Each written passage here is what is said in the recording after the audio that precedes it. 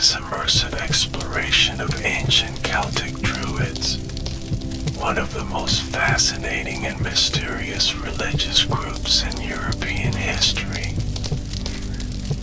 Over the next few hours, we'll journey deep into the misty forests and sacred groves of ancient Celtic lands to uncover the truth about these enigmatic figures.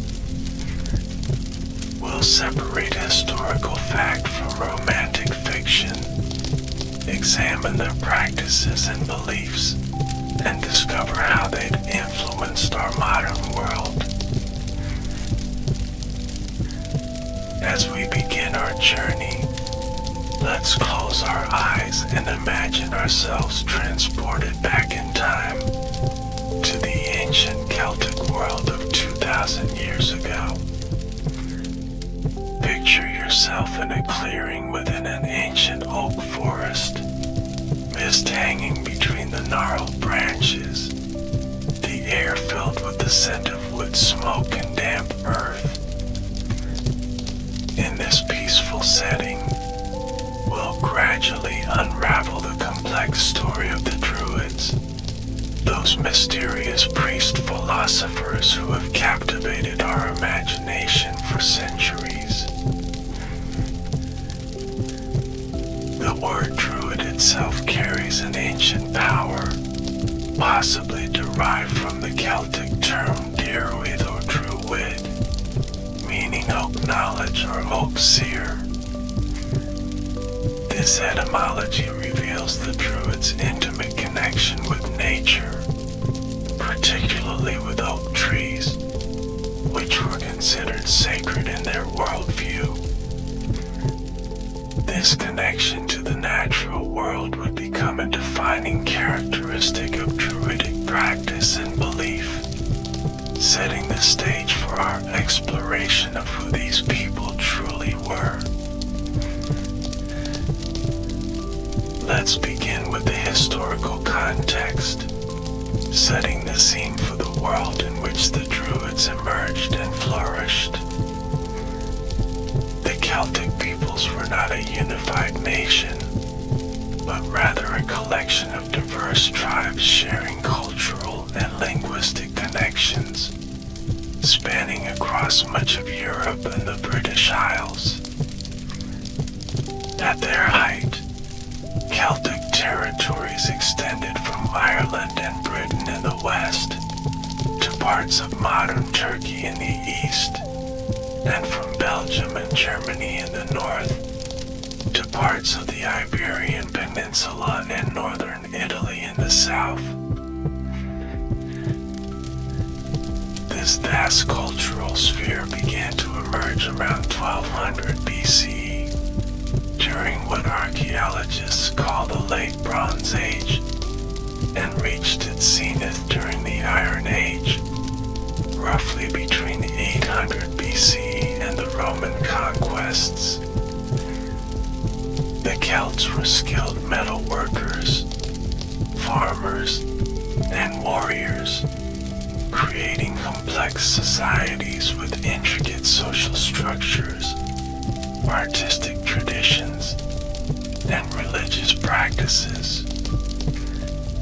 It was within this cultural milieu that the Druids rose to prominence, becoming the intellectual and spiritual knee of Celtic society.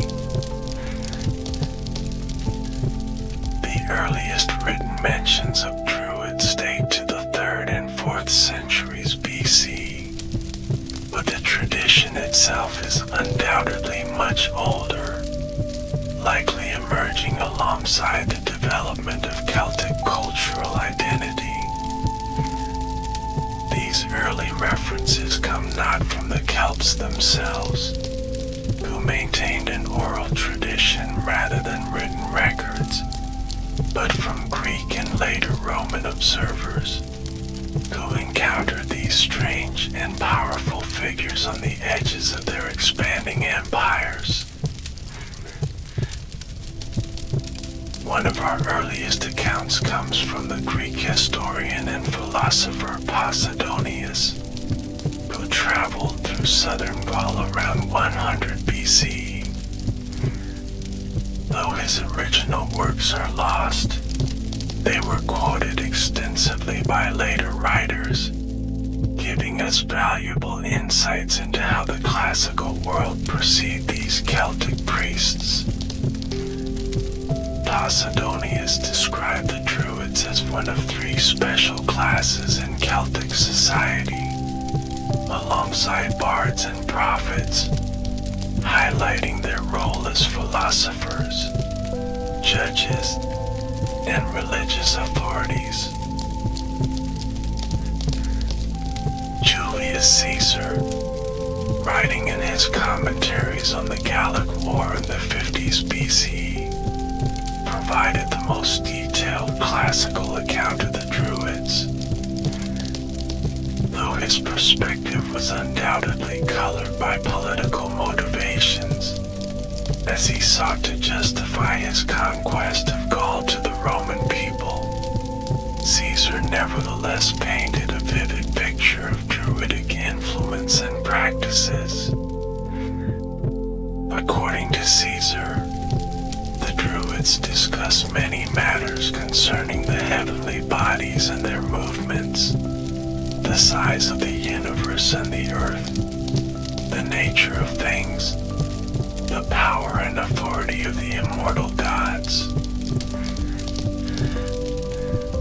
Other ancient writers who mention the Druids include Cicero, Tacitus, Pliny the Elder, and Diodorus Siculus. Each added different perspectives, sometimes contradictory, creating a complex mosaic of information about these enigmatic figures. What emerges from these accounts is a picture of a highly educated, respected class of religious specialists who wielded enormous influence in Celtic society, serving as advisors to kings, judges in disputes, keepers of knowledge, and intermediaries between the people and their gods. It's important to note that many of our classical sources have their own agendas. Roman writers in particular often depicted the Druids as barbaric and cruel, emphasizing alleged practices like human sacrifice, which may have been exaggerated to justify Roman imperial expansion and the suppression of native religious practices.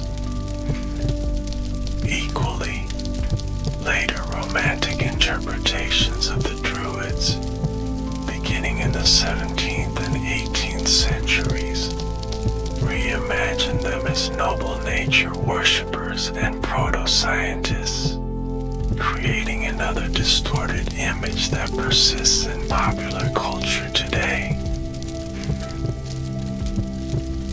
The truth, as is often the case, likely lies somewhere between these extremes. The Druids were neither simple barbarians nor enlightened sages beyond their time, but rather sophisticated religious specialists operating within their cultural context, with all the complexity that entails. To understand them better, we must examine what we know about their roles, practices, and beliefs, drawing not only on classical texts but also on archaeological evidence, comparative religious studies, and the fragmentary remains of Celtic mythology preserved in later medieval texts. The Druids occupied a unique position in Celtic society, sitting at the intersection of religion, law, medicine, and education. Unlike many ancient priesthoods, which were narrowly focused on ritual activities, the Druids appear to have been true intellectual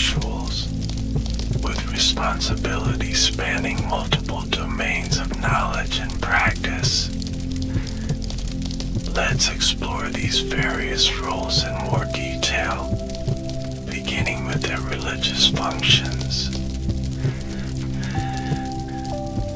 As priests, Druids conducted ceremonies at sacred sites across the Celtic world, mediating between the human community and the divine realm. They performed sacrifices, led seasonal festivals, and conducted rites of passage.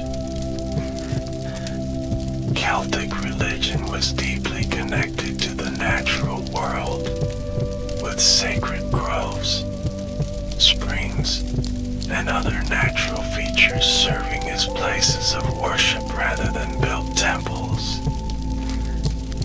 The Druids' intimate knowledge of these sacred landscapes would have been essential to their role as religious specialists. Archaeological evidence has revealed numerous Celtic ritual sites, including sanctuary complexes like Grenay-sur-Ronde in France, where deposits of carefully arranged weapons and animal bones suggest complex ritual practices. The famous bog bodies found across northern Europe, such as Lindoman in England, may represent ritual sacrifices overseen by Druids, though this interpretation remains debated by scholars. These archaeological findings help contextualize the literary accounts, suggesting that ritual violence did occur in Celtic religion, though perhaps not on the scale described by hostile Roman sources. Beyond conducting rituals, Druids served as keepers of traditional knowledge, preserving Celtic religious beliefs and practices through their oral tradition. Celtic religion was polytheistic, with a pantheon of gods and goddesses associated with natural forces, skills, and aspects of human life. Deities like Lu, Tyrannus, Cernunnos, Epona, and the Morrigan were worshipped across various Celtic territories, though local variations were common. The Druids' religious calendar centered around seasonal festivals, marking the agricultural and pastoral year. These included Samhain, marking the beginning of winter and the Celtic New Year, Imbolc, celebrating the first stirrings of spring, Beltane, welcoming the summer, and Lunasa, celebrating the harvest. These festivals were times of community gathering, ritual observance, and reinforcement of social bonds, with Druids presiding over the sacred aspects of these communal celebrations. In addition to their religious duties, Druids served as judges and arbitrators, settling disputes between individuals and even between tribes. Caesar noted that they would meet annually in a sacred place in the territory of the Cernunnos, which was considered the center of Gaul, to adjudicate difficult cases. Their judgments carried enormous weight, and those who defied Druidic rulings could be excluded from religious ceremonies, a punishment Caesar described as extremely severe, as the condemned were shunned by the entire community. This judicial role reflects the Druids' position as guardians of traditional knowledge, including legal precedents and customary law, Without written legal codes, Celtic societies relied on the Druids' memorized knowledge of past judgments and principles to ensure consistency and fairness in legal matters. This combination of religious authority and legal expertise gave the Druids significant political influence, making them important advisors to tribal kings and chieftains. The educational role of the Druids was perhaps their most remarkable feature. According to classical sources, Druidic training was extremely rigorous, lasting up to 20 years. During this time, apprentices memorized vast amounts of sacred lore, including religious knowledge, legal precedents, genealogies, history, and poetry. Caesar claimed that some students spent as many as 20 years in training, memorizing a great number of verses containing the sum of Druidic knowledge. This emphasis on memorization stemmed from the Druids' prohibition against writing down their sacred teachings. Caesar suggests two reasons for this practice. First, to prevent their secret knowledge from spreading to the uninitiated, and second, to strengthen the memory of their students. This oral tradition has had significant consequences for our modern understanding of the Druids, as their teachings died with them, leaving us dependent on outside observers and archaeological evidence. The content of Druidic education appears to have been remarkably broad. Classical sources mention instruction in natural philosophy, astronomy, mathematics, geography, medicine, and theology. This suggests that Druids were not merely priests but comprehensive intellectuals, serving as the scientists, doctors, and scholars of their societies. Their knowledge of astronomy, for instance, would have been essential for determining the timing of seasonal festivals, while their understanding of plants and their properties informed their medical practices. The Druids were also associated with prophecy and divination, reading omens to predict future events and determine auspicious times for important undertakings. Classical sources describe various methods of Celtic divination, including the observation of bird flight, the interpretation of dreams, and the examination of entrails from sacrificed animals. Through these practices, Druids helped their communities navigate uncertainty, providing guidance on everything from warfare to agriculture. Archaeological evidence suggests that Druids may also have practiced medicine, combining empirical knowledge of healing plants with spiritual practices. The Colony calendar, a reconstructed bronze tablet from Gaul dating to the 1st century CE, demonstrates sophisticated knowledge of lunar and solar cycles, supporting classical accounts of Druidic astronomical expertise. Finds of surgical instruments and medicinal plants at Celtic sites further suggest a developed healing tradition, likely overseen by Druids or related specialists. One of the most fascinating aspects of Druidic belief was their apparent doctrine of the immortality of the soul.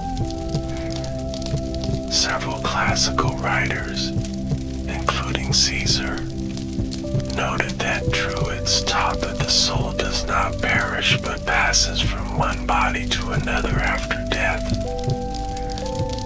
This belief in metempsychosis, or transmigration of souls, has interesting parallels with Pythagorean and other Eastern philosophical traditions, leading some scholars to speculate about possible connections or influences. According to classical sources, this belief in immortality made Celtic warriors particularly fearless in battle, as they did not fear death, seeing it merely as a transition to another life. Archaeological evidence from Celtic burials, which often included provisions for the afterlife such as food, weapons, and other goods, supports the idea that the Celts believed in some form of continued existence after death. The exact nature of this afterlife belief system, however, remains unclear and may have varied across different Celtic regions and periods. The Druids' cosmological views are less well documented, but appear to have centered around the interconnectedness of all things, with particular emphasis on triadic or threefold structures.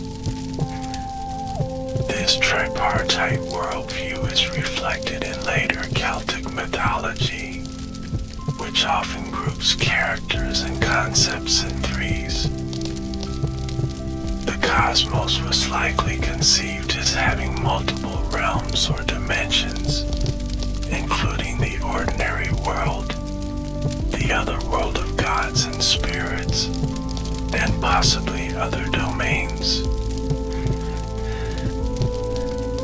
Central to Druidic cosmology was the concept of sacred geography, with certain locations serving as points of connection between the human and divine realms. Sacred groves, especially those containing oak trees, were particularly important, as were springs, lakes, and other water sources. Mountains, caves, and unusual natural formations might also be considered sacred, housing spirits or serving as entrances to the other world.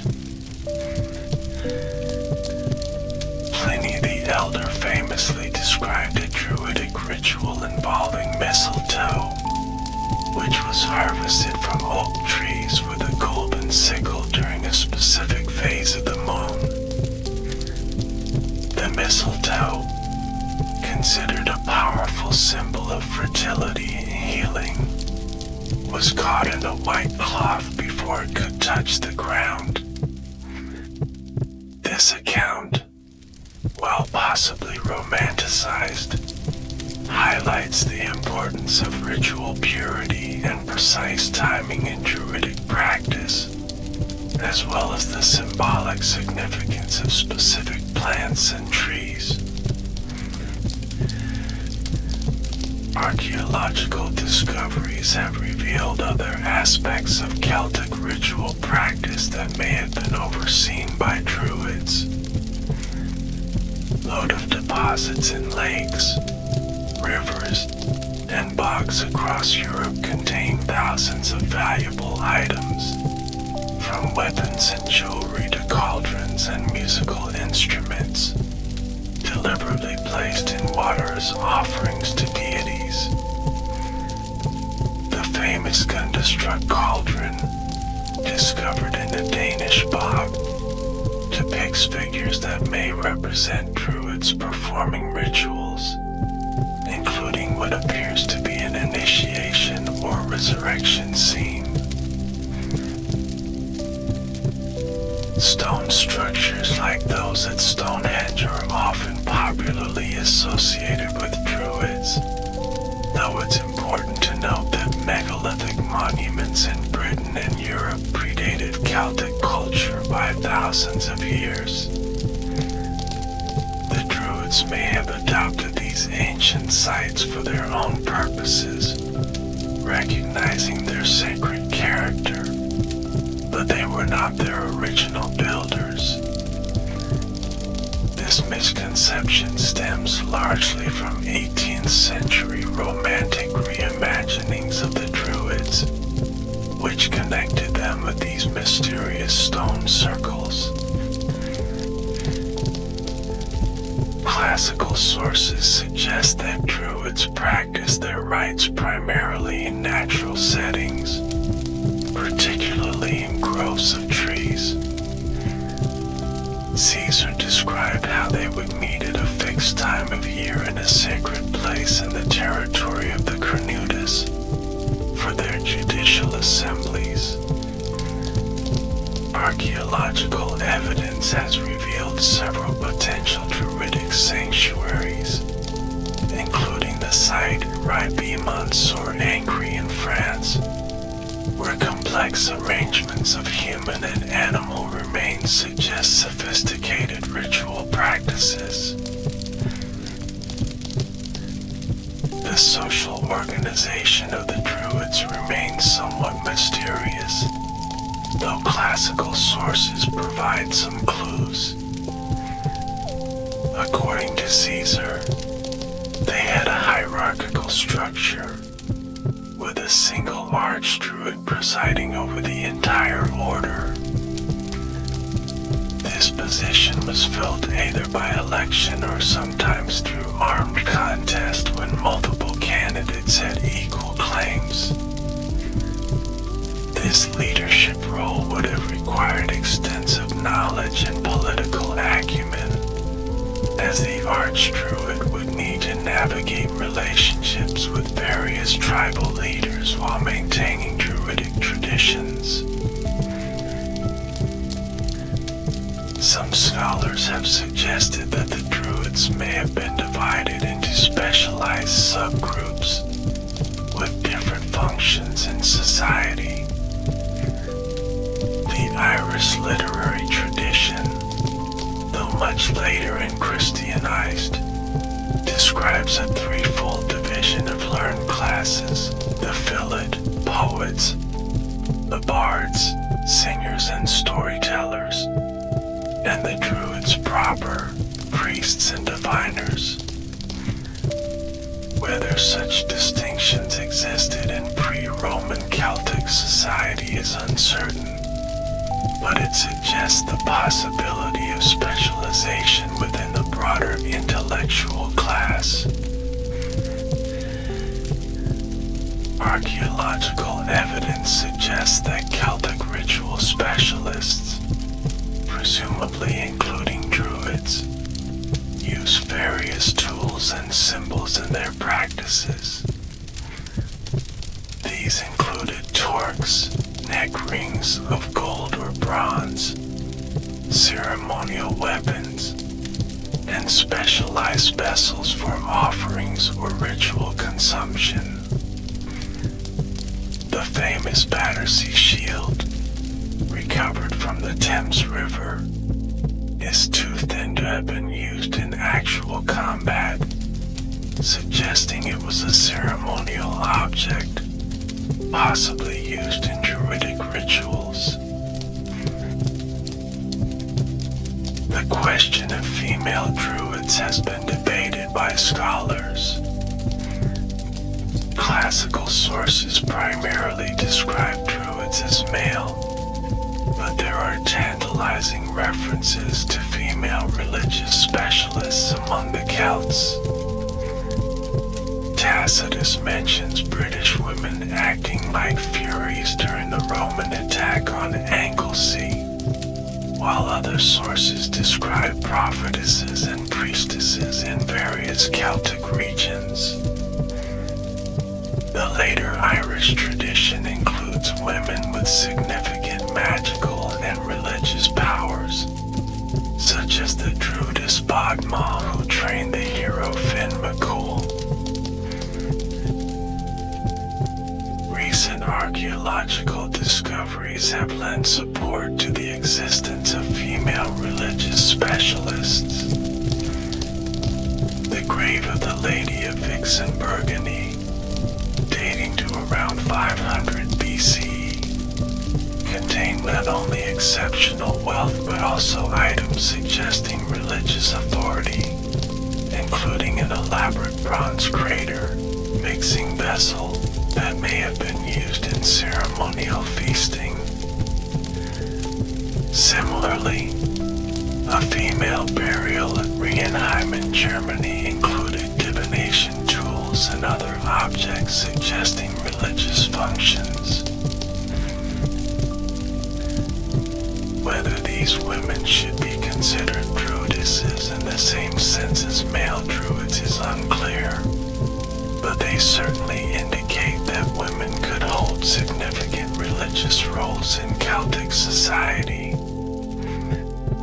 The binary gender categories of modern thinking may not have applied in the same way to Celtic religious specialists, with skill, knowledge, and perhaps divine calling being more important than gender in determining one's role. The decline of the Druids is closely tied to the Roman conquest of Celtic territories, particularly Gaul and Britain. As Rome expanded northward during the 1st century BCE, it encountered increasing resistance from Celtic tribes, with Druids often serving as leaders of anti-Roman sentiment. The Romans viewed the Druids with particular suspicion, seeing them as dangerous political opponents who could unite the otherwise fragmented Celtic tribes against Roman rule. Caesar's conquest of Gaul between 58 and 50 BCE marked the beginning of the end for continental Druidism. While he did not explicitly target Druids, his military campaigns disrupted traditional Celtic society, weakening their political and religious institutions. After Gaul was incorporated into the Roman Empire, gradual Romanization began to erode traditional Celtic practices, including Druidism, though the process was neither immediate nor complete.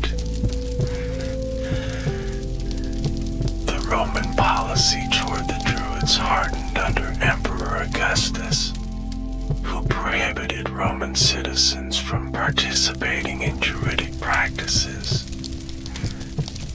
This ban reflected both religious and political concerns, as the Romans viewed certain Celtic practices as barbaric, particularly alleged human sacrifice, while also fearing the Druids' ability to organize resistance to Roman rule. The prohibition was limited in scope, however, affecting only Roman citizens rather than the Celtic population as a whole. It was under Emperor Claudius, who launched the conquest of Britain in 43 CE, that the most severe anti-Druidic measures were enacted. According to Suetonius, Claudius completely abolished the cruel and inhuman religion of the Druids among the Gauls. While this claim is likely exaggerated, it reflects an intensification of Roman efforts to suppress Druidism as part of their broader strategy of cultural assimilation. assimilation.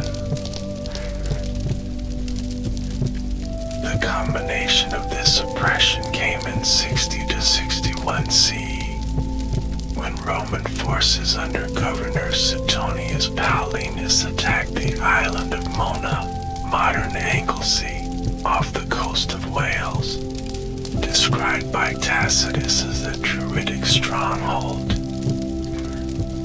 In a vivid passage, Tacitus describes how the Romans encountered black-robed women with disheveled hair like furies, brandishing torches, and Druids lifting their hands to heaven and pouring forth dreadful curses. Despite this resistance, the Romans prevailed, destroying sacred groves and altars in what may have been the final stand of organized Druidism. While this military defeat marked the effective end of Druidism as a public institution, elements of Druidic tradition likely persisted in private, especially in remote areas less affected by Roman control.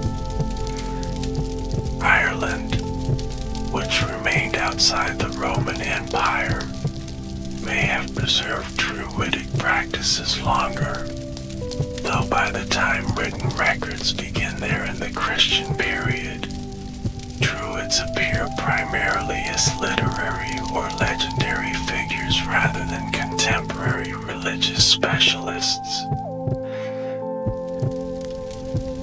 The final disappearance of historical Druidism coincided with the Christianization of Celtic lands, beginning in the late Roman period and accelerating after the fall of the Western Roman Empire. Christian missionaries and monks actively worked to convert Celtic peoples, sometimes incorporating elements of pre-Christian tradition to ease the transition, but ultimately replacing the old religious structures with Christian ones.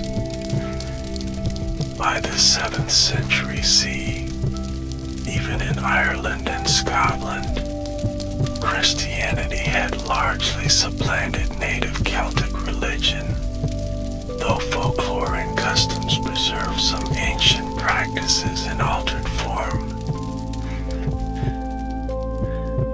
Interestingly, some scholars have suggested that the monastic tradition that flourished in Celtic Christianity, particularly in Ireland, may have incorporated elements of Druidic practice and organization. Like the Druids, Celtic monks were keepers of learning, preserving knowledge through periods of social upheaval. The emphasis on memorization, the reverence for nature, and the importance of poetry and storytelling in Celtic Christianity may reflect subtle influences from the earlier Druidic tradition, though transformed within a Christian theological framework. After their historical disappearance, the Druids might have faded into obscurity, remembered only by specialists in ancient history. Instead, they experienced a remarkable afterlife in European imagination, beginning in the Renaissance and flowering during the Romantic period. This revival, largely divorced from historical reality, nonetheless created powerful new images of Druidism that continue to influence popular culture today. The rediscovery of classical texts during the Renaissance sparked renewed interest in the Druids, particularly among antiquarians seeking to understand Europe's pre-Christian past. In Britain, scholars began to speculate about connections between Druids Druids and ancient monuments like Stonehenge, despite the chronological impossibility of such associations. By the 17th century, writers were reimagining Druids as noble philosopher priests, precursors to Christian wisdom rather than pagan opponents. This rehabilitation accelerated in the 18th century, when Enlightenment thinkers became fascinated with natural religion and primitivism. The Welsh antiquarian William Stukeley, while making valuable archaeological observations, also popularized a romanticized image of the Druids as monotheistic proto-Christians, keepers of ancient wisdom that anticipated later religious developments. His influential work Stonehenge, a temple restored to the British Druids, cemented the erroneous association between megalithic monuments and Druidic practice. The Romantic movement of the late 18th and early 19th centuries embraced the Druids with particular enthusiasm, seeing in them symbols of natural wisdom, spiritual authenticity, and resistance to tyranny. Poets like William Blake and William Wordsworth incorporated Druidic imagery into their works, while artists depicted white-robed figures performing ceremonies in misty oak groves. This period also saw the emergence of neo-Druidic organizations, beginning with the Ancient Order of Druids, founded in London in 1781, which combined fraternal association with interest in Celtic heritage.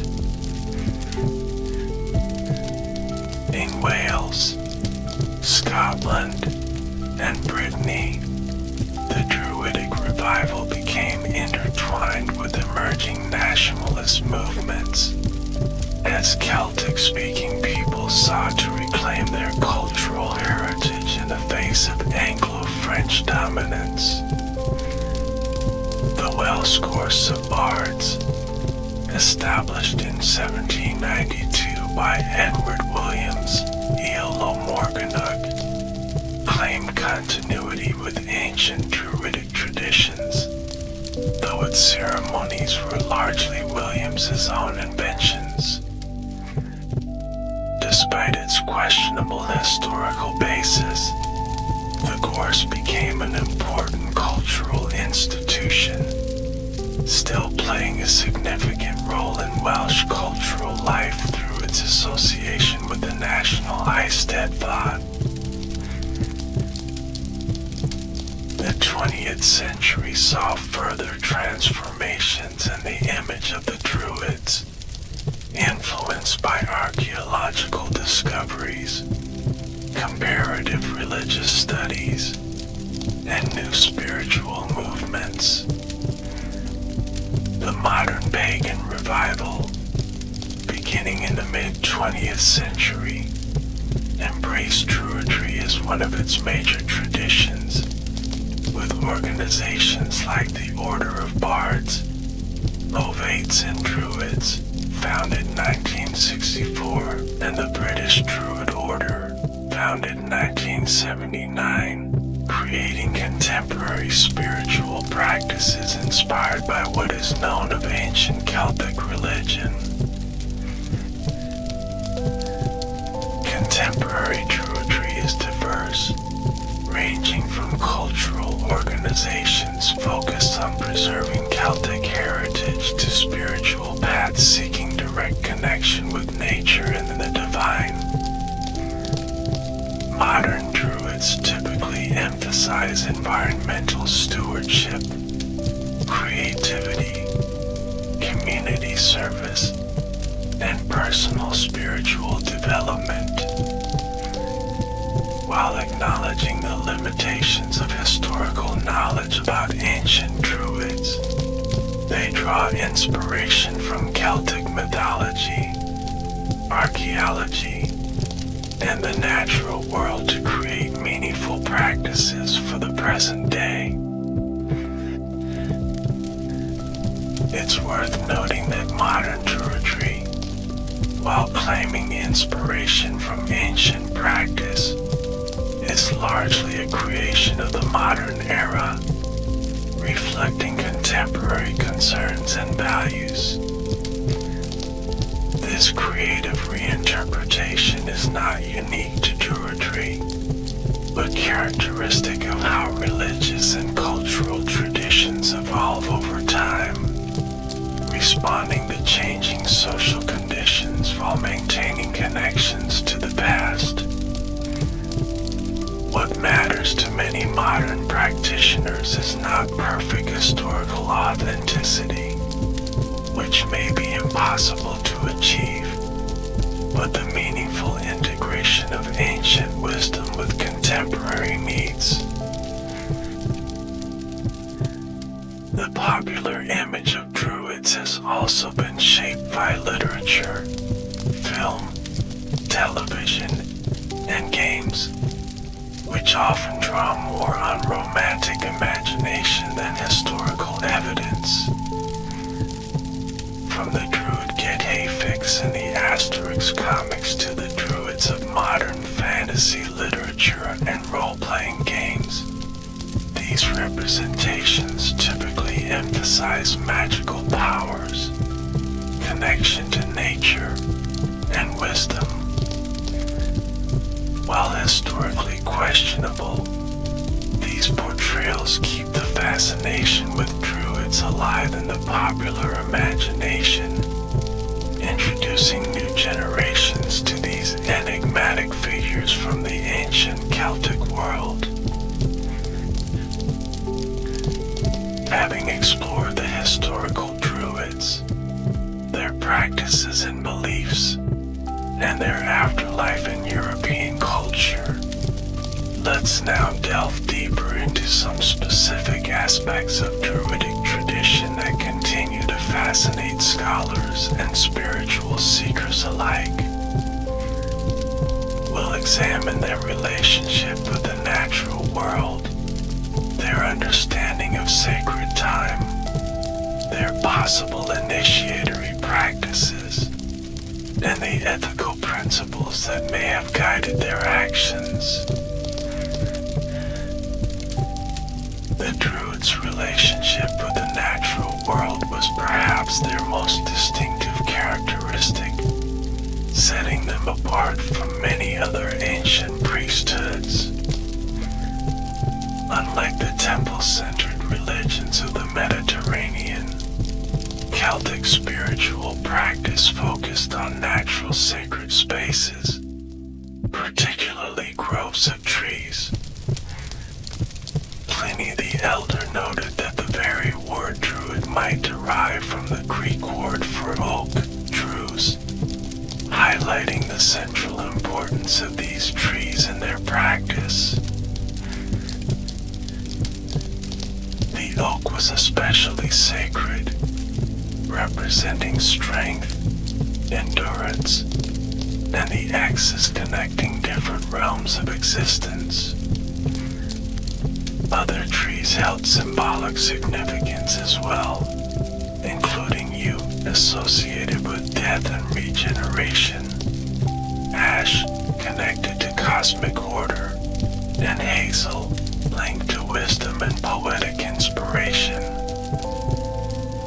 This reverence for trees is reflected in the ancient Celtic Ogham alphabet, where each letter is associated with a specific tree or plant, suggesting a sophisticated system of natural symbolism.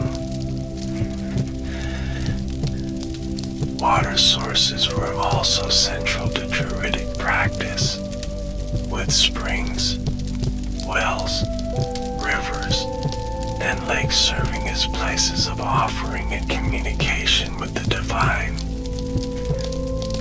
Archaeological evidence from sites like the sacred spring at Bath, Roman Aquisulas, reveals thousands of coins, jewelry items, and inscribed tablets deposited as offerings, testifying to the long-standing reverence for such sites.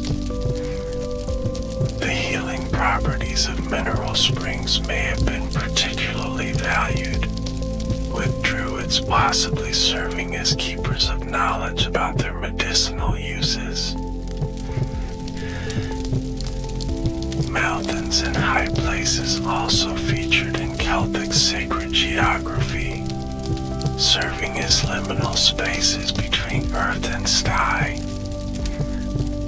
Hill forts and elevated enclosures often combine defensive and ritual functions, with evidence of ceremonial deposits and structures at sites like Danebury in England and the Hindenburg in Germany. The spatial organization of these sites sometimes reflects cosmological principles, with alignments to solstices or other astronomically significant events. The Druids' natural philosophy appears to have recognized the interconnectedness of all living things, what we might today call an ecological perspective. Classical sources suggest they had extensive knowledge of plant and animal species, understanding their medicinal properties, behaviors, and symbolic associations. This knowledge would have been practical as well as spiritual, informing healing practices, agricultural decisions, and hunting rituals. Celtic art reflects this deep engagement with the natural world, featuring stylized plants and animals that blur the boundaries between species, suggesting a worldview in which transformations between different forms of life were considered possible. The famous vegetative faces found on Celtic artifacts, where human features merge with leaves and branches, may represent deities or druids themselves in states of transformation or communion with nature. The Druids' understanding of sacred times centered around the cycle of seasons, marked by the four major festivals that divided the Celtic year. Each of these festivals had distinct theological significance, reflecting the Druids' understanding of the rhythms of death and rebirth in nature. Let's explore each of these festivals and their possible meanings in Druidic thought. Samhain, celebrated around November 1st, marked the beginning of the Celtic year and the onset of winter. It was considered a liminal time when the boundary between the world of the living and the other world became thin, allowing communication with ancestors and spirits. Archaeological evidence suggests that significant rituals and feasts took place at this time, possibly including commemorations of the dead and divination practices to forecast the coming year. This festival later evolved into All Saints' Day and Halloween, preserving some of its associations with death, spirits, and the supernatural. Imbolc, celebrated around February 1st, honored the first stirrings of spring and was associated with the goddess Bridget, patroness of poetry, healing, and smithcraft. This festival likely celebrated the lactation of ewes, an important event in pastoral societies, and the gradual strengthening of the sun.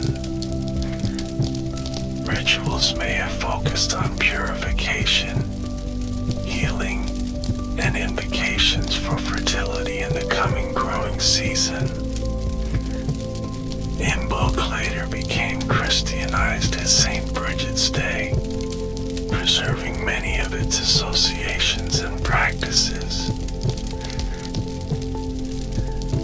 Beltane, celebrated around May 1st, marked the beginning of summer and was a time of joy and fertility. Classical and medieval sources describe bonfires, around which cattle were driven for purification and blessing, while young people engaged in courtship rituals.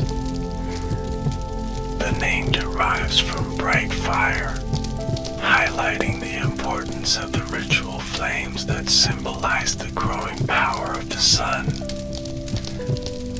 This festival celebrated vitality, union, and the flourishing of life, with possible connections to deity pairings or sacred marriages in Celtic mythology. Lunasa, celebrated around August 1st, honored the god Lu and marked the beginning of the harvest season. Historical sources describe athletic competitions, horse races, trading, and hand fastings, trial marriages taking place at this time. The festival celebrated the fruits of labor, the fulfillment of earlier promises, and community solidarity before the intensive work of harvest. Archaeological evidence of large gatherings at hill sites during this period suggests the importance of this communal celebration. Beyond these four major festivals, the Druids likely observed other significant celestial events, particularly solstices and equinoxes. Archaeological evidence from sites like Newgrange in Ireland, while predating the Druids by millennia, demonstrates sophisticated understanding of solar alignments in prehistoric Ireland, knowledge that may have been preserved and incorporated into later Druidic practice.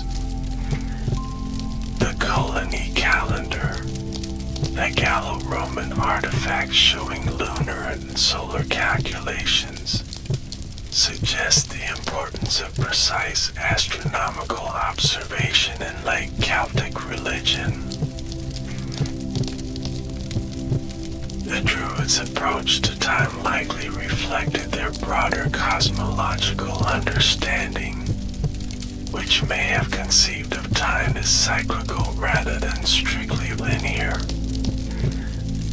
The recurring patterns of seasons, celestial movements, and agricultural activities created a framework in which past, present, and future were interconnected, allowing for divination practices that read the future in present patterns.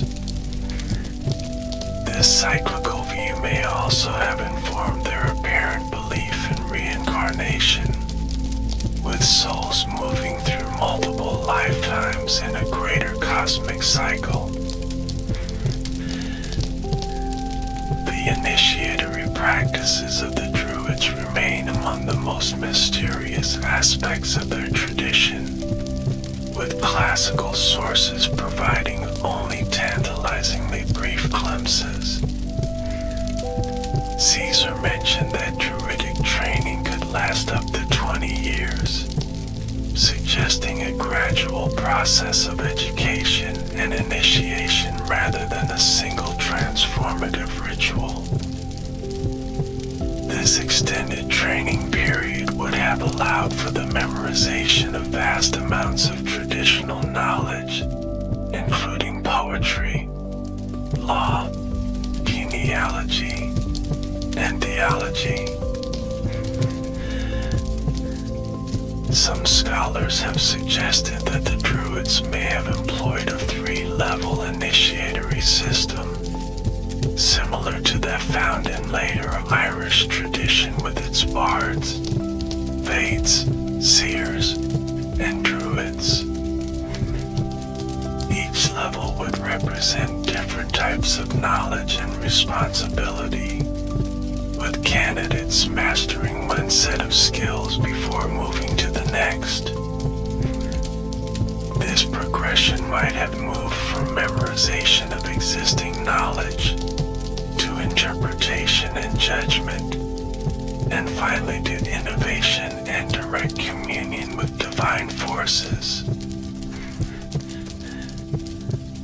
The locations for Druidic initiation were likely sacred natural sites, particularly caves, groves, or islands, which represented liminal spaces between ordinary reality and the other world.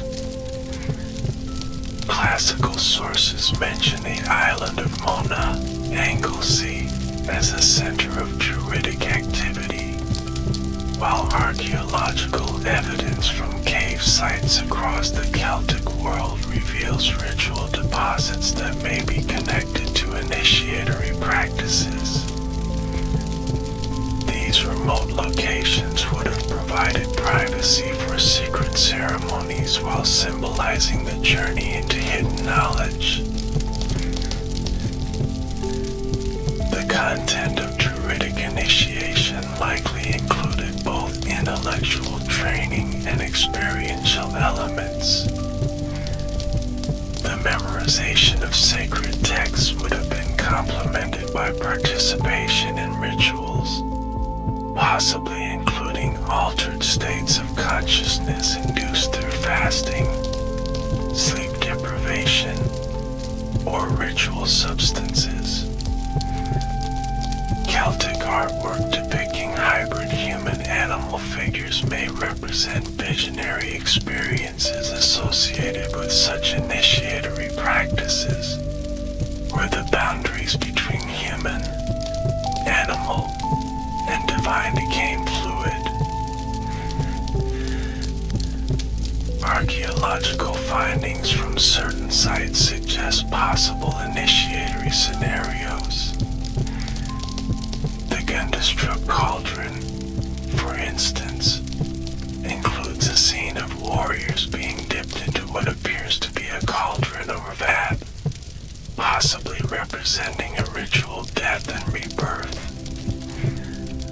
Similarly, the discovery of musical instruments like the Desperate Cornix, a bronze war trumpet, at ritual sites suggests that sound may have played an important role in creating transformative experiences during initiations.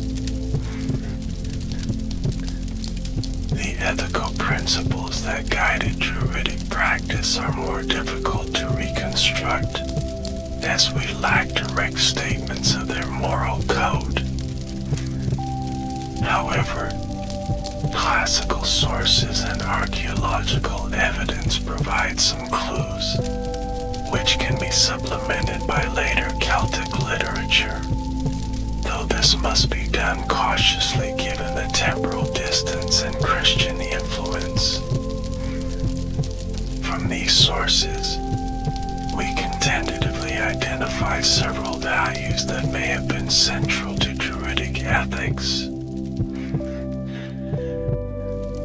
Truth appears to have been a primary virtue, with Druids serving as guarantors of honest dealing in their judicial role. The importance of oaths in Celtic society, often sworn by natural elements or deities, suggests a culture that valued honesty and kept promises. Druids, as keepers of traditional knowledge, would have been particularly concerned with the accurate transmission of information, whether historical, legal, or theological. Courage was highly valued in Celtic society, celebrated in poetry and demonstrated in warfare. Classical sources commented on the fearlessness of Celtic warriors, attributing it partly to Druidic teachings about the immortality of the soul. This courage was not merely physical but extended to moral and intellectual domains, with truth-speaking and justice requiring bravery in the face of power. Druids themselves demonstrated courage in resisting Roman authority, maintaining their traditions even as their world changed around them.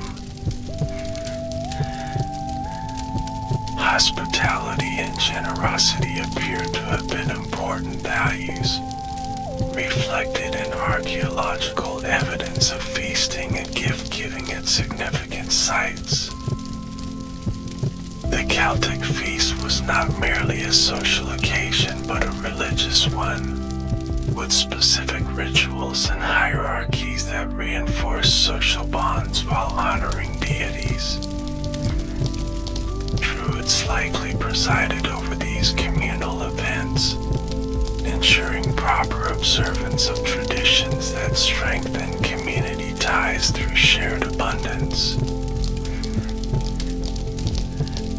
Wisdom, understood as both accumulated knowledge and good judgment, was central to the Druidic role. Their extensive training developed not just memorization skills but the ability to apply knowledge appropriately in complex situations. The Druids' role as judges required them to balance competing claims, precedent, and community needs, exemplifying practical wisdom in action.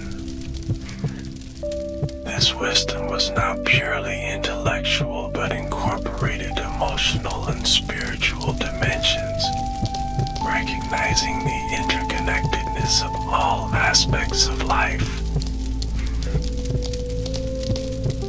Respect for nature seems to have been fundamental to Druidic ethics, reflected in their sacred sites, rituals, and cosmology. This was not sentimental appreciation but recognition of dependence on natural cycles and forces, combined with awareness of humanity's place within a larger cosmic order. Archaeological evidence of careful depositions in natural settings, with specific arrangements of objects, suggests ritualized expressions of this respect, acknowledging both the gifts and dangers of the natural world. Balance and reciprocity may have been key principles, with Druids seeking to maintain equilibrium between human communities and divine forces. The practice of votive offerings, where valuable items were given to deities through deposition in sacred places, exemplifies this principle of exchange. Similarly, the judicial role of Druids aimed to restore balance disturbed by wrongdoing, with compensation and reconciliation often preferred to punishment. These ethical principles were likely taught through stories, proverbs, and exemplary tales rather than an abstract philosophical discourse. Later Celtic literature, while modified by Christian influence, preserves narrative patterns that may reflect earlier moral teaching, with characters rewarded or punished based on their adherence to key values. The Druids' role as poets and storytellers would have made them effective communicators of these ethical principles, encoding moral lessons in memorable narratives. Having explored various aspects of historical Druidism, let's now examine some fascinating archaeological discoveries that have enhanced our understanding of Celtic religious practices, potentially shedding light on Druidic activities. These material remains, while often ambiguous, provide tangible connections to the world in which the Druids operated, complementing and sometimes challenging the literary accounts. One of the most striking archaeological finds related to Celtic ritual is the Lindo Man, discovered in a peat bog in Cheshire, England, in 1984. This remarkably preserved body of a man in his mid-20s, dating to around the 1st century CE, shows evidence of a complex death involving multiple traumatic injuries, including blows to the head, garroting, and throat cutting. Analysis revealed that his last meal included mistletoe pollen, a plant strongly associated with Druidic practice according to Pliny. The elaborate nature of Lindo Man's death, combined with the careful placement of his body in the bog, suggests a ritual rather than mundane killing. Some scholars interpret this as evidence of human sacrifice, possibly performed by Druids during a time of crisis, perhaps related to the Roman invasion. Others caution against jumping to conclusions, noting that the body could represent judicial execution, murder, or some other scenario.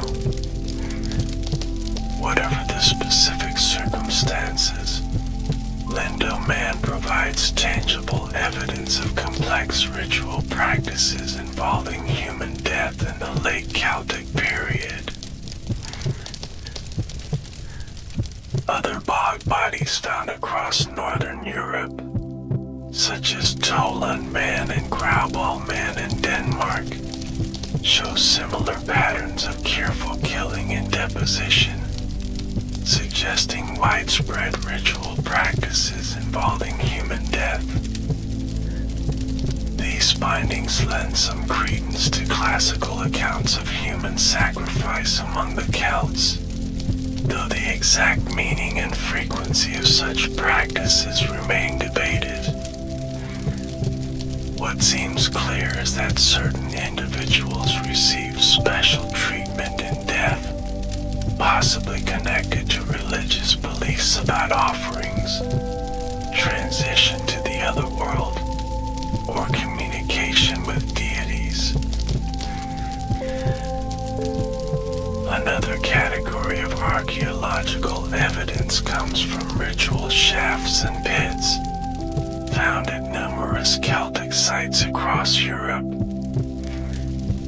These deep vertical shafts, sometimes reaching 15 meters or more, contain carefully arranged deposits of objects, animal remains, and occasionally human bones. At Holzhausen in Germany, for example, a timber-lined shaft contained offerings arranged in distinct layers, suggesting repeated ritual activity over time. These shafts may represent connections to chthonic, underworld deities, with offerings sent downward to communicate with underground powers. Alternatively, they might symbolize the axis mundi, the cosmic pillar connecting different realms of existence in Indo-European cosmology. Either interpretation suggests sophisticated theological concepts, likely developed and maintained by specialist priests like the Druids, who would have overseen the proper performance of these complex rituals. Sacred enclosures provide another window into Celtic ritual practice. These spaces, often rectangular or square and defined by ditches and banks, appear across the Celtic world from the 5th century BCE onward. Examples include the Libanese Sanctuary in the Czech Republic and the Grenay-sur-Rhône site in France, where archaeological investigations have revealed evidence of structured ritual activities, including animal sacrifice, weapon dedication, and feasting. At Grenay-sur-Rhône, excavations reveal the complex sequence of ritual practices spanning several centuries. Warriors' weapons were ritually killed, deliberately bent or broken, before being displayed on the sanctuary walls and eventually deposited in specific patterns within pits.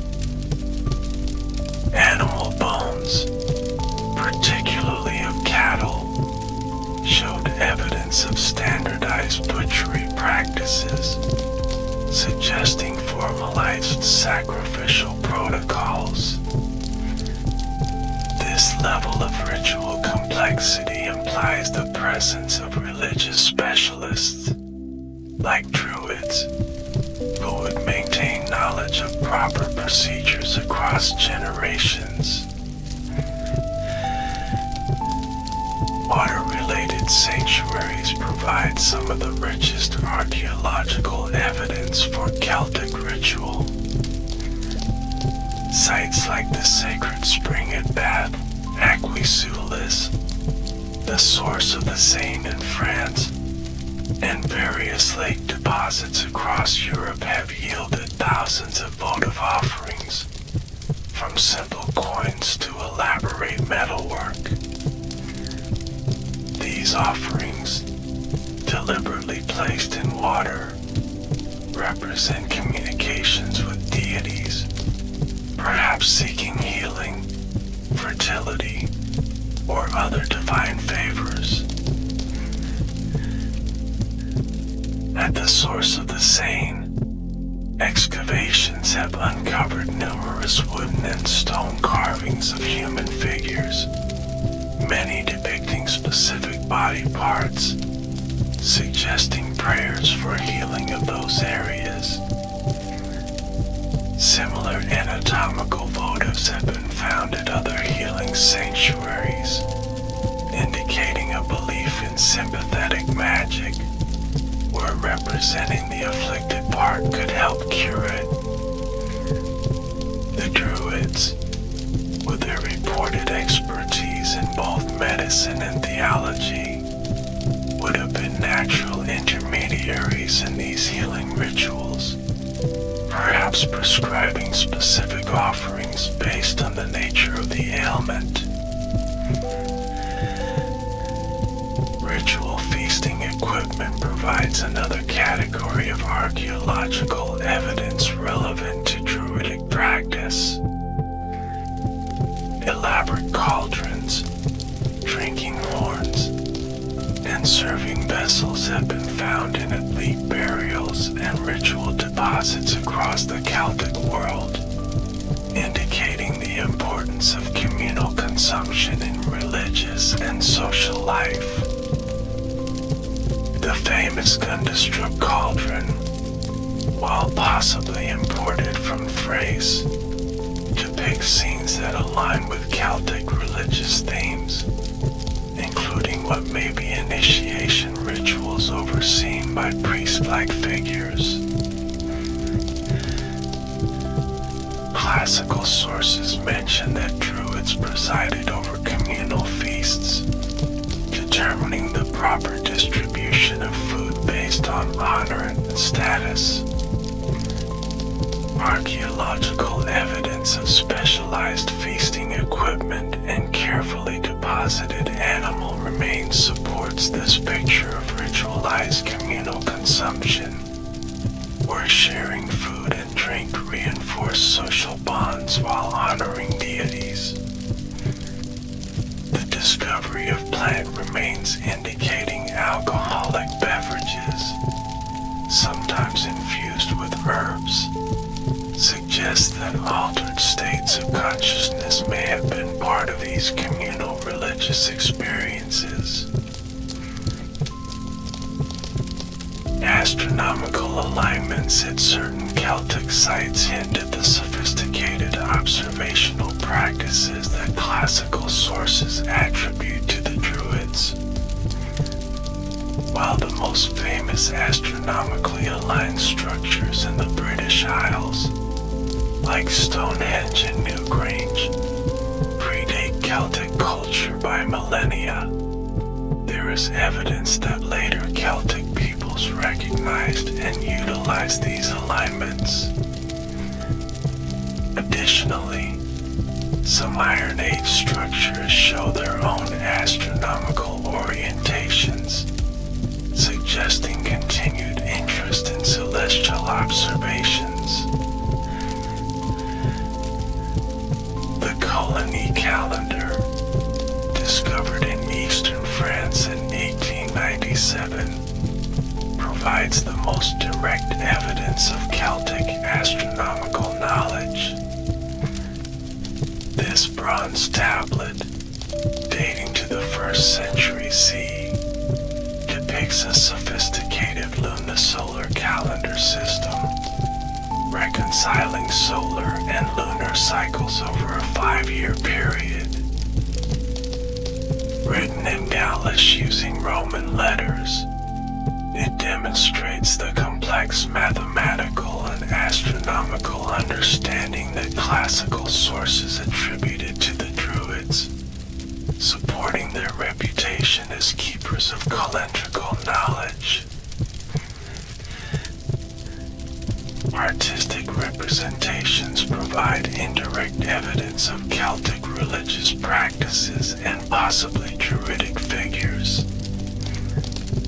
The famous Tarasque of Nose, a stone sculpture from southern France, depicts a seated figure that some interpret as a Druid, with what appears to be a torque, neck ring, and other symbols of authority. Similarly, certain figures on the Gundestrup cauldron may represent Druids or other religious specialists, though such interpretations remain speculative. Celtic coinage sometimes includes imagery that may relate to Druidic beliefs and practices. Coins of the Cornutus, the tribe in whose territory Caesar claimed the Druids held their annual assembly, feature lunar and solar symbols that may reflect astronomical knowledge. Other Celtic coins depict severed heads, free-faced figures, and animals with exaggerated features, possibly representing religious concepts or mythological beings known to the Druids. Writing equipment found at certain Celtic religious sites suggests connections between literacy and ritual practice. While the Druids themselves reportedly avoided writing down their sacred teachings, they were not illiterate, with Caesar noting that they used Greek letters for secular purposes. The discovery of writing implements at sanctuary sites, along with inscribed offerings like the lead tablets from Bath, indicates that writing could play a role in certain religious contexts, perhaps for recording vows or curses that require divine attention. These archaeological discoveries, while not providing definitive evidence about Druidic practices, help contextualize the literary accounts, showing the material reality of Celtic religious life. They reveal a world of complex ritual, sophisticated symbolic systems, and ongoing communication with divine forces, overseen by specialists whose knowledge and authority were expressed through carefully structured ceremonies and offerings. This material evidence, combined with classical accounts, allows us to glimpse, however imperfectly, the world in which the historical Druids operated. Let's now turn our attention to the Celtic mythology that likely informed Druidic teachings, though with the important caveat that our sources for these myths come primarily from medieval Irish and Welsh texts, written centuries after the historical Druids had disappeared and heavily influenced by Christianity.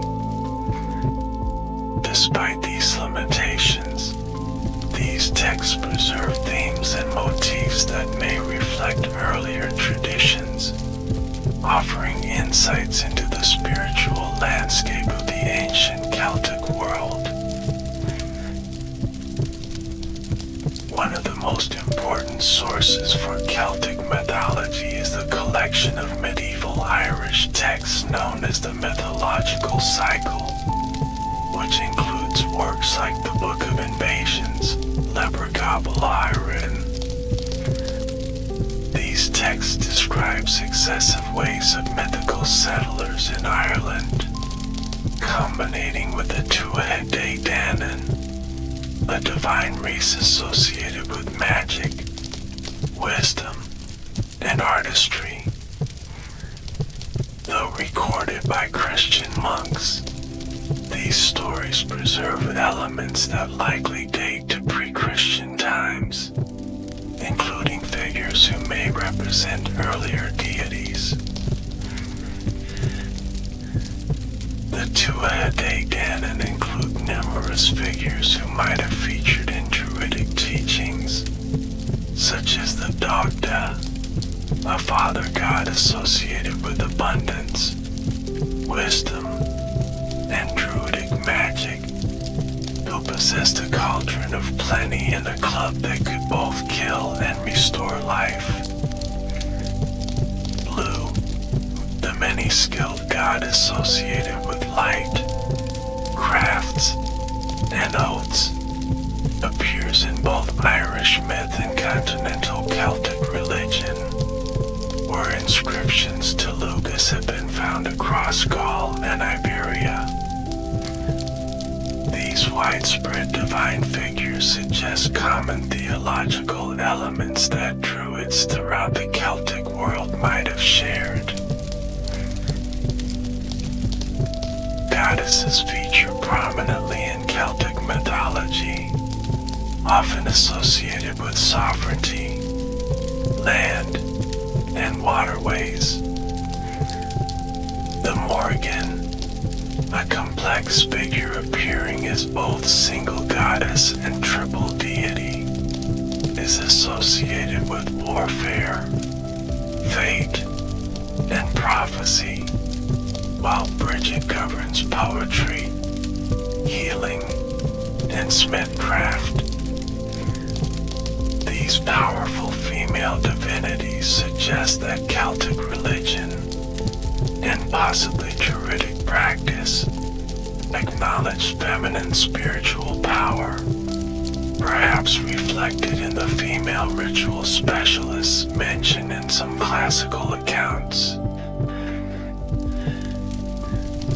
The Welsh Mabinogion, another medieval collection with likely pre-Christian elements, includes figures like Math Fab Muthanwi, described as a powerful magician who could only live with his feet in the lap of a virgin, except during times of war. His nephew Gwydion is portrayed as a master of illusion and transformation, capable of creating entire armies from mushrooms and changing forms at will. These characters may preserve memories of druidic figures, with their emphasis on magical knowledge and transformation. Celtic mythology emphasizes the theme of transformation, with numerous stories of shape-shifting between human, animal, and plant forms.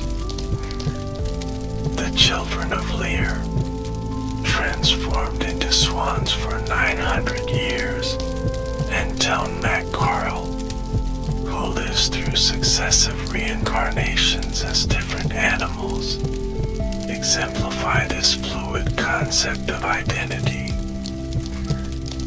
This theme resonates with the Pythagorean-like doctrine of metempsychosis attributed to the Druids, suggesting a worldview in which boundaries between different forms of life were considered permeable. The otherworld features prominently in Celtic mythology, depicted not as a remote heaven or hell, but as a parallel realm that occasionally intersects with ordinary reality. This otherworld, called Tir na Nog, Land of Youth, or Anun among other names, could be accessed through specific locations like burial mounds, lakes, or caves, or during particular times like Samhain.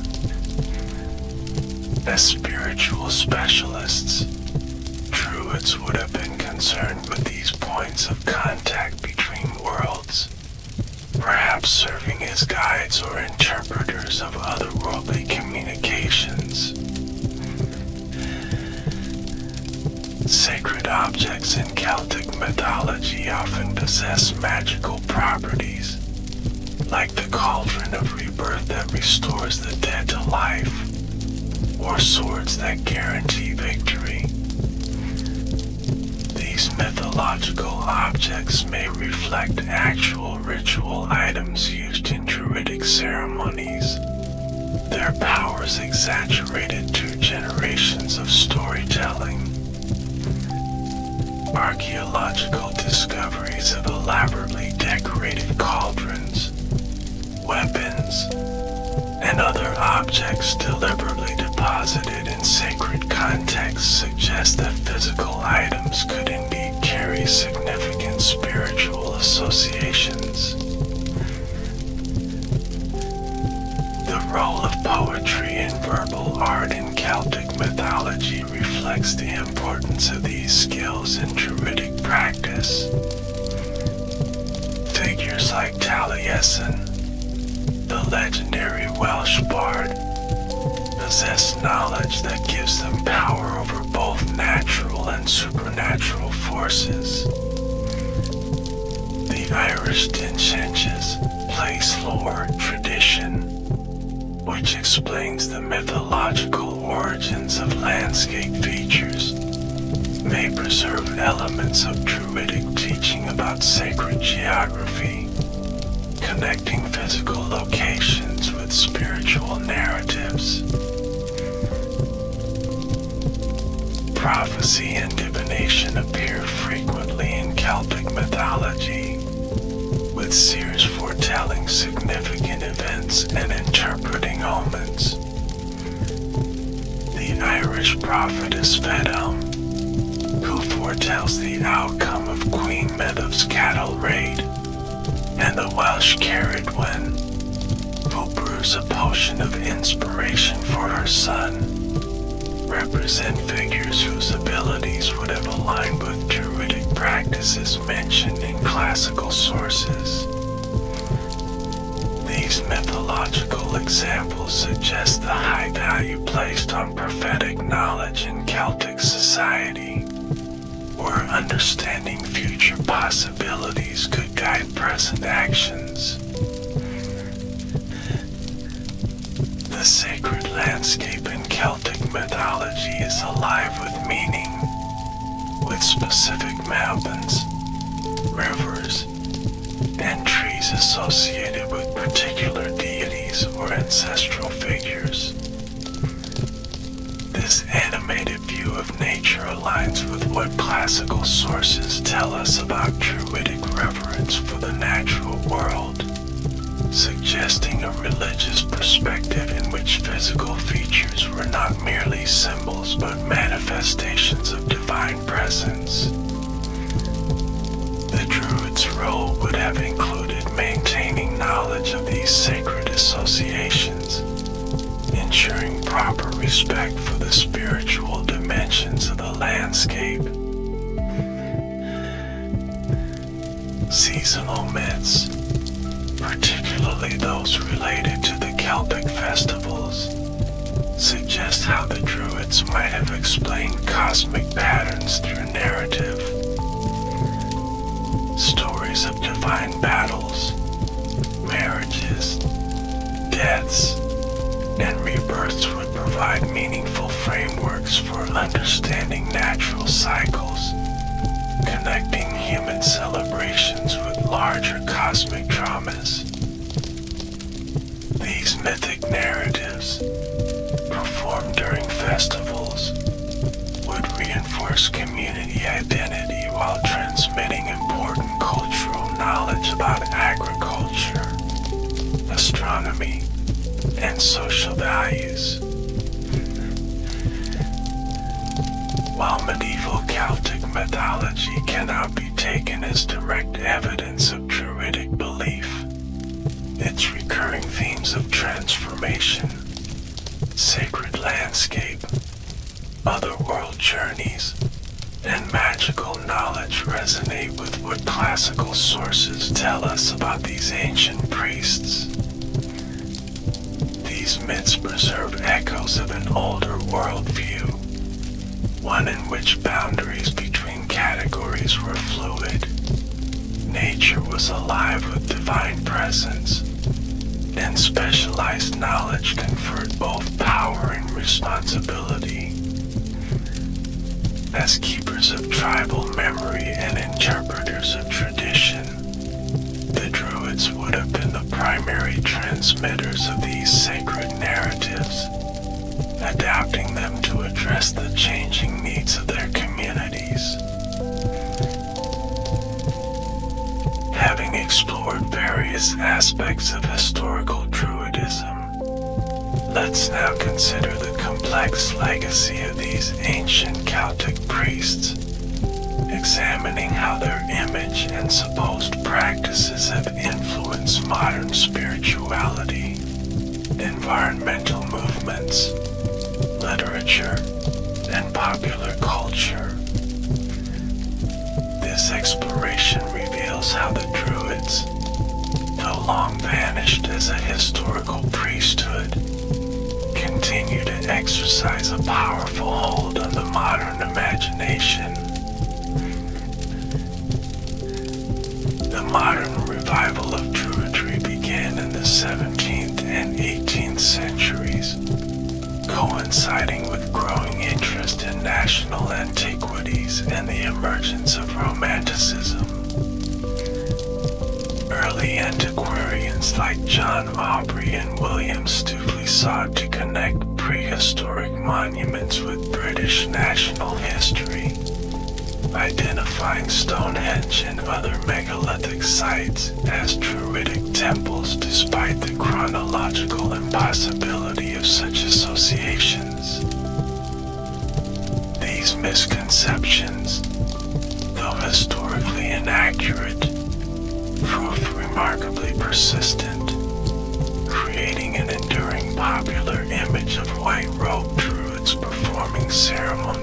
among standing stones.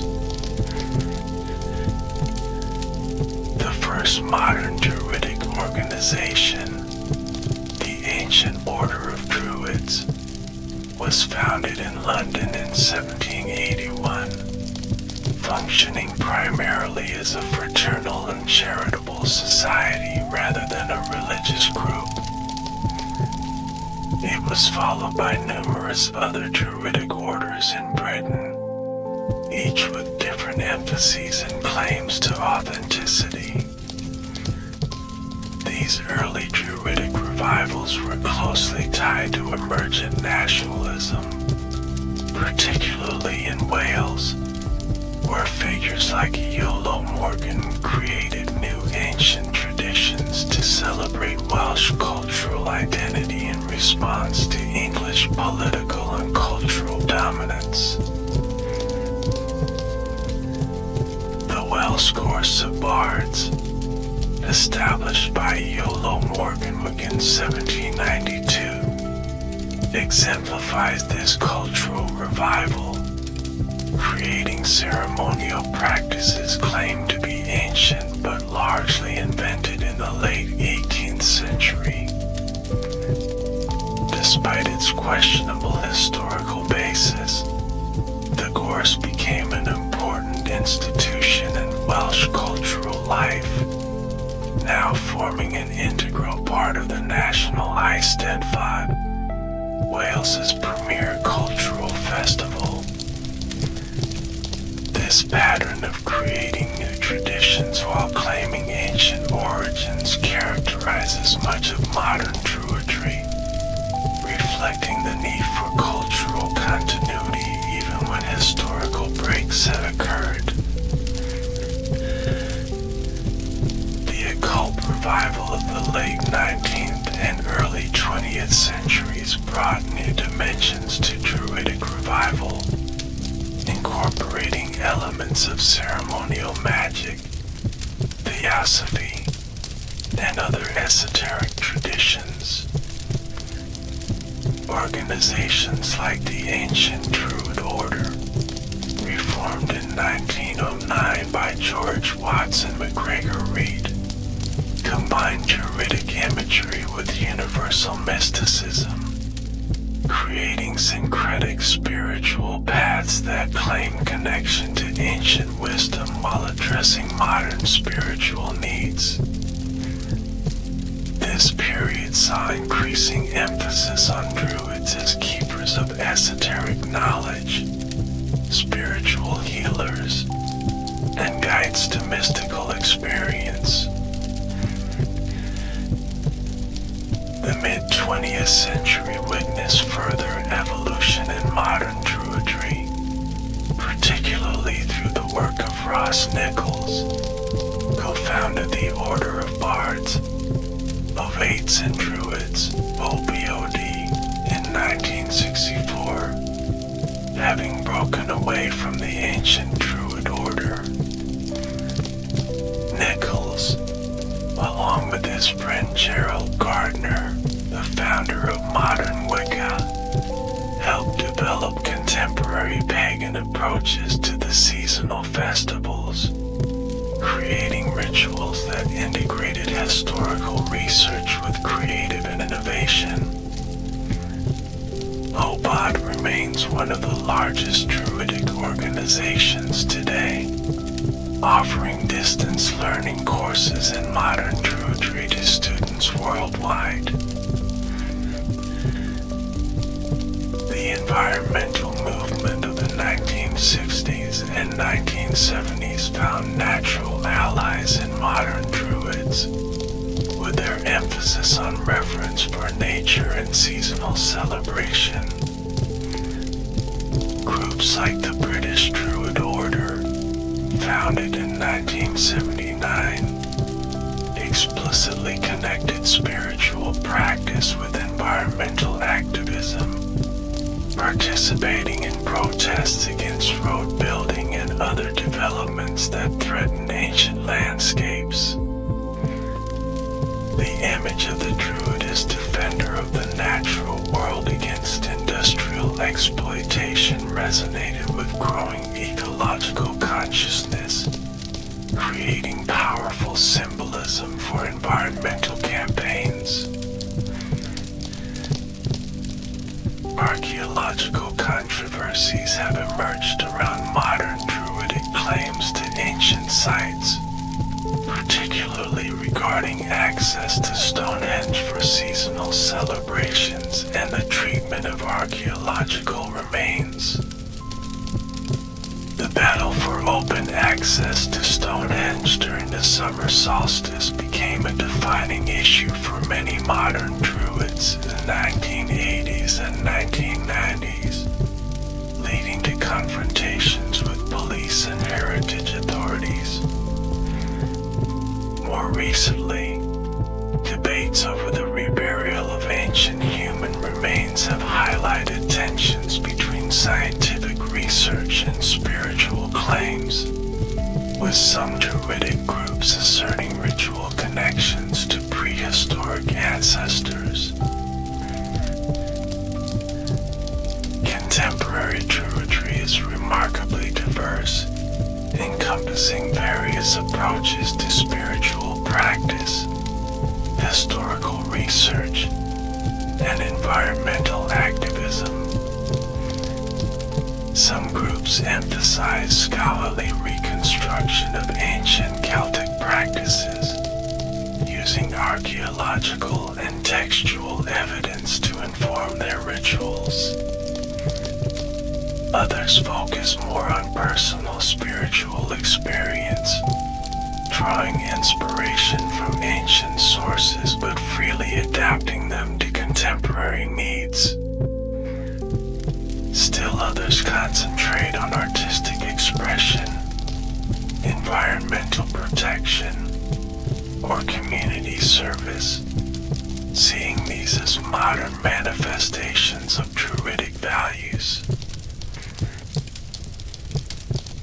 Religious identification surveys in Britain, the United States, and other countries show small but growing numbers of people identifying as Druids or practicing Druidry. The 2011 UK census recorded 4,189 people identifying as Druids, making it the 7th largest non-mainstream religion in Britain. Major Druidic organizations like OBOD claim thousands of members worldwide, suggesting that modern Druidry, while still a minority spiritual path, has established itself as a recognizable contemporary tradition. The theological diversity within modern Druidry is significant, ranging from polytheistic approaches that honor Celtic deities to pantheistic perspectives that identify divinity with nature itself, to non-theistic paths that emphasize psychological archetypes and natural cycles. Some practitioners combine Druidry with other religious traditions, including Christianity, Buddhism, or Wicca. This theological flexibility reflects both the limited information about ancient Druidic beliefs and the modern emphasis on personal spiritual exploration rather than dogmatic adherence. Ritual practices in contemporary Druidry typically center around the eightfold wheel of the year, celebrating solstices, equinoxes, and the 4 Celtic fire festivals. These ceremonies often involve creating sacred space, honoring the cardinal directions, invoking deities or natural forces, sharing poetry and music, and making offerings. Many groups conduct these rituals outdoors, connecting directly with the landscape, while others adapt them for for urban or indoor settings when necessary. Educational approaches vary among Druidic organizations, with some offering structured training programs reminiscent of ancient Druidic education. Obod's three great system of bards, Ovates, and Druids reflects traditional divisions mentioned in classical sources, with bards focusing on artistic expression, Ovates on divination and healing, and Druids on philosophical and ceremonial leadership. Other groups emphasize mentorship, self-directed learning, or workshop-based training, adapting educational methods to contemporary needs while maintaining the ancient emphasis on personal transformation through knowledge. Beyond explicitly Druidic organizations, the influence of Druidic imagery and concepts can be seen in wider neo-pagan movements, New Age spirituality, and environmental philosophy. The concept of sacred groves has inspired tree planting initiatives and forest preservation efforts, while Druidic seasonal celebrations have influenced broader cultural events celebrating natural cycles. The image of the Druid is a wise elder, connected to both natural wisdom and ancestral traditions, provides a powerful archetype for those seeking alternatives to mainstream religious and educational models. In literature and popular culture, Druids have appeared in countless works, from the romantic poetry of William Blake and William Wordsworth to modern fantasy novels, films, and games. These portrayals range from historically informed depictions, like those in Rosemary Sutcliffe's historical novels, to purely fantastic inventions like the Druids of role-playing games, who cast spells and transform into animals. Though often historically inaccurate, these cultural representations keep interest in Druids alive, inspiring some to explore the historical tradition behind the popular image. Academic study of both historical Druids and their modern revivals has grown significantly in recent decades, with scholars approaching the subject from archaeological, historical, religious studies, and sociological perspectives. This research has helped separate historical fact from romantic fiction, while also examining the social and cultural functions of Druidic revival movements. Organizations like the Druid Network have worked to build bridges between academic research and contemporary practice, hosting conferences that bring together scholars and practitioners for mutual learning. Legal recognition of Druidry as a religion has been achieved in several countries, marking its transition from cultural curiosity to established spiritual path. In the United Kingdom, the Druid Network received charitable status as a religious organization in 2010, after demonstrating to the Charity Commission that modern Druidry meets the criteria for a religion under UK law. Similar recognition has occurred in other countries, allowing Druidic groups to perform legal marriages, access religious accommodation, accommodations and claim the protections afforded to religious organizations.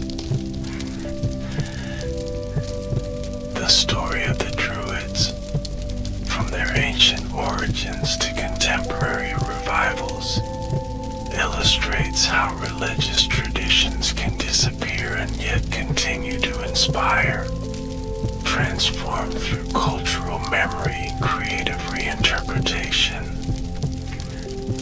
While modern Druidry makes no claim to unbroken continuity with ancient practice, it represents a genuine attempt to engage with ancestral wisdom, adapting it to address contemporary spiritual needs. This process of reinvention within a framework of respect for tradition exemplifies how religious systems evolve, finding new relevance in changing social contexts. In conclusion, the ancient Celtic Druids remain enigmatic figures, glimpsed imperfectly through hostile classical accounts, archaeological evidence, and later mythological material.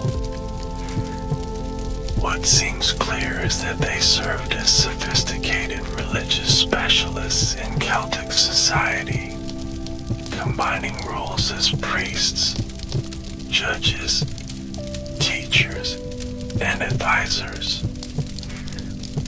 Their suppression by Rome and later disappearance during Christianization ended their historical presence, but not their cultural influence, which continues to inspire spiritual and creative expression today. As we reflect on the Druids, both historical and reimagined, we might consider what aspects of their tradition speak most powerfully to contemporary concerns. Their apparent reverence for nature, emphasis on learning and wisdom, integration of practical and spiritual knowledge, and concern with maintaining community harmony through justice all resonate with modern values. Perhaps this explains their enduring appeal as we seek models for living meaningfully in relationship with both natural and social environments. The story of the Druids reminds us that history is not simply about uncovering facts, but about engaging in dialogue with the past, allowing it to question and inspire our present.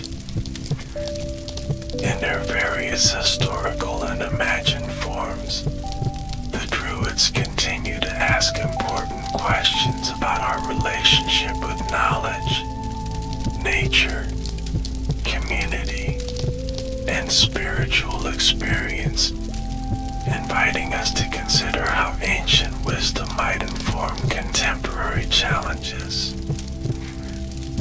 In this ongoing conversation between past and present, the enigmatic figures of the oak groves maintain their power to inspire, challenge, and transform. As our exploration of the ancient Celtic Druids comes to a close, let us return in our imagination to that misty oak grove where we began. The shadows are lengthening now, the last rays of sunlight filtering through ancient branches. In this liminal moment between day and night, we might sense something of what drew people to these sacred spaces long ago, a feeling of connection to forces larger than ourselves, a recognition of the thin boundaries between worlds.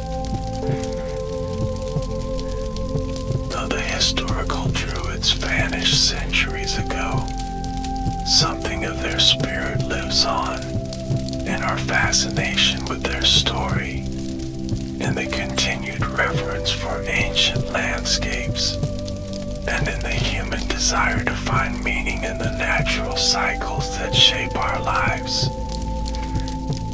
As we leave this journey through time, may we carry with us not just knowledge about these ancient priests, but also a deeper appreciation for the enduring questions they represent. Questions about wisdom, nature, and our place in the cosmic order that remain as relevant